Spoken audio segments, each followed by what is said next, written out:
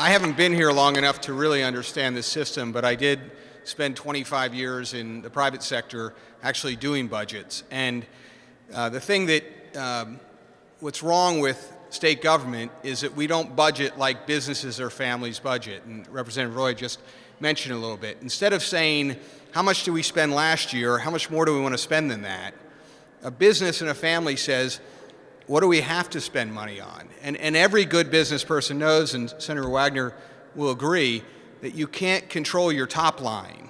You have to control your spending. And so how many families are still spending money on landlines?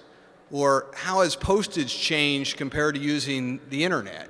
Or how have the price of gasoline in Pennsylvania dropped from $4 to $2, and yet do we still continue to budget the same way we had previously? There are literally hundreds of jobs, the governor pointed this out last week, that have not been filled in 3 years, and yet we're still budgeting for those. So I agree, echo what my colleagues have said about we have a spending problem, and it starts with the way we budget. We need zero-based budget that every single program needs to, we decide whether this is necessary or not, and we start with what is necessary, and that's what we pay for, and then we say, well, what would we like to spend money on? So that's what we'll be working on for the next few months. A year ago, Governor Wolf, in his budget address, painted a grim picture about how we were going to have a budget crisis, and there would be a structural deficit you heard him talk about.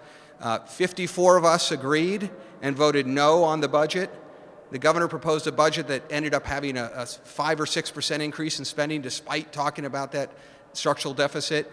We're now seeing that situation, and I welcome the governor to find any cuts necessary and any ways to trim back spending, and we will support that. I will support that. So thank you, and thank you to America's Prosperity for putting this together.